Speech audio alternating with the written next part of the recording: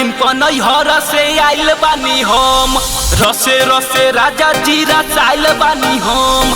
जोश में ना होश बाए हो बलम, चूल्ही पके तावा जोश गरमाइल बानी हम। आज भर जाए तो बतार मजा आए दो, आज भर जाए तो बतार मजा आए दो। ढेर दिन पनहर से आइल बानी हम, रसे रसे राजा जी रचाइल बानी हम। जोश में ना होश बाए हो बलम, चूल्ही पके तावा जोश गरमाइल बानी हम। आज भर जाए तो बतार मजा आए दो, आज भर जाए तो बतार मजा आए दो।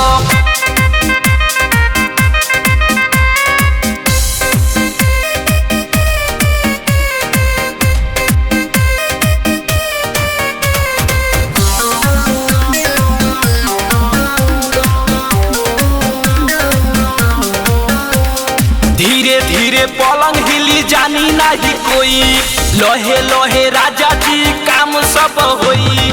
धीरे धीरे पलंग हिली जानी नहीं कोई, लोहे लोहे राजा जी काम सब होई। कुंडी लगाए तो जे होता हो जाए तो, आज भर जाए तो बतार मजा आए तो। ढेर दिन पनहर से आइल बानी हम, रसे रसे राजा जी रचाइल बानी हम। जोश में ना होश बाए हो बलम, चूल्ही पके तावा जोश गरमाइल बानी हम। आज भर जाए तो बतार मजा आए दो, आज भर जाए तो बतार मजा आए दो।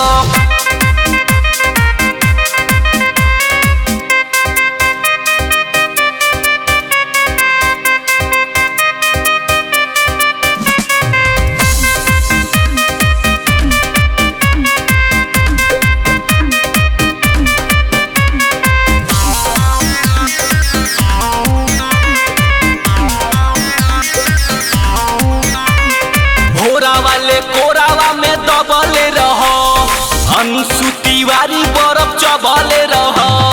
भोरा वाले कोरावा में दबले रहो, अंशु तिवारी बरफ चबले रहो। लाज सब हटाए दो, प्यार में खो जाए दो, आज भर जाए तो बतार मजा आए दो।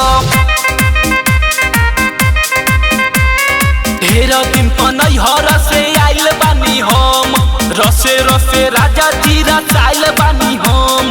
जोश में ना होश बाए हो बलम, चूल्ही पके तावा जोश गरमाइल बानी हम। आज भर जाए तो बतार मजा आए दो, आज भर जाए तो बतार मजा आए दो।